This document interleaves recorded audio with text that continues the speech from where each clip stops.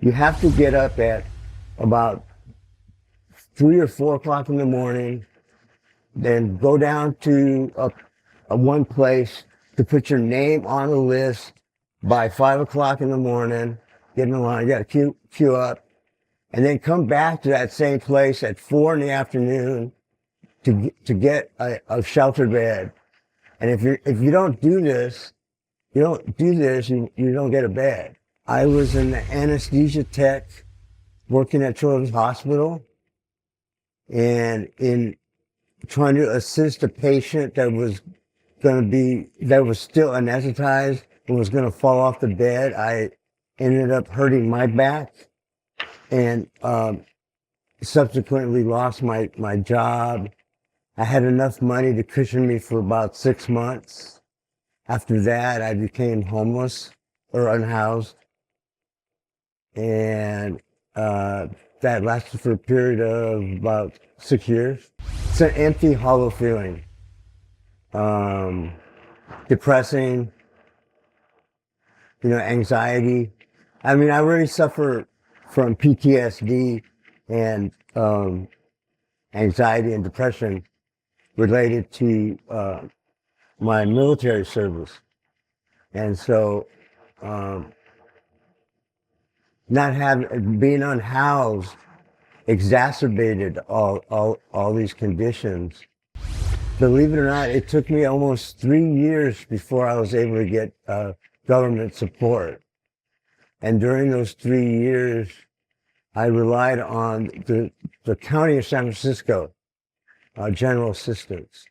Yes. Sometimes I would stay at city parks, even state parks. I try not to stay on the streets, but I eventually got into the shelter system. And with the shelter system, you could get a 90-day bed and be in one place for 90 days. How did I find ECS? I first was introduced to ECS via the mayor's office of housing.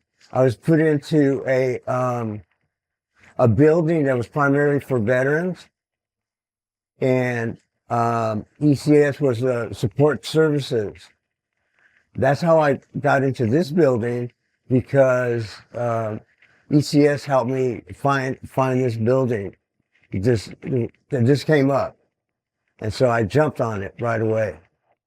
The place I was living at was roach infested, rats. The last 3 years of my stint there, it was no longer just veterans that were being housed there. It was the general population, and those people lacked they didn't have the skill set to be indoors, so they were still acting as if they were outdoors.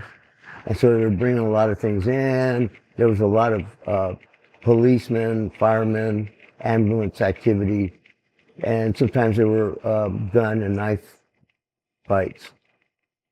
So, I mean, when I came here, the first thing I noticed was that it was quiet. That immediately was like a shot in the arm for me. And then I noticed that it was safe. Just in being here for a couple of days, I noticed it was very safe. And clean. It's super clean here. It's like being at the hospital. That's so clean here. I can't believe it. Well, some of it's not unwarranted. I mean, people act out. I had an undiagnosed psychiatric disorder during the time I was unhoused, and it wasn't until I attempted suicide that it was discovered. But I didn't act out. That wasn't my thing. But there are a lot of people with schizophrenia, etc. A lot of anger issues. So the public, in a sense, does needs to be hesitant when dealing with the unhoused, but not necessarily afraid. I mean, there were dangerous individuals. That is the case. But I think case could be said for any population of individuals. But there's like a lot of mental illness that's not being addressed. I just remember the times of being turned away from a store or a department store or something because I had my backpack and all my possessions with me. That was always a hurdle, a social hurdle to conquer. You know, you had to like leave your stuff with someone, you know, that was secure. It's a task being unhoused and trying to get a shelter, like a shelter bed. You have to get up at about 3 or 4 o'clock in the morning, then go down to a one place to put your name on a list by 5 o'clock in the morning, get in line, you got to queue up, and then come back to that same place at 4 in the afternoon to get a shelter bed. And if you don't do this, you don't get a bed. So you're kind of stuck in this circle of waiting all the time for something to happen. You know, so I was so happy when I got sent to the Auburn, even though it was a really messed up hotel.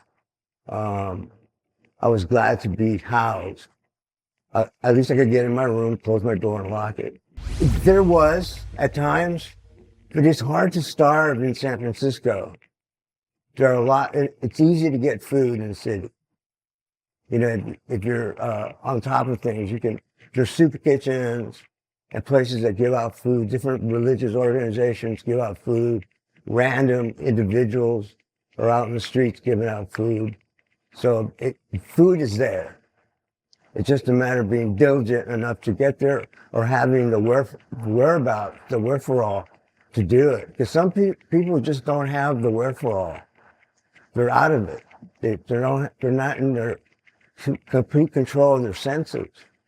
You know, they don't have the ability to get to the doctor or maintain themselves.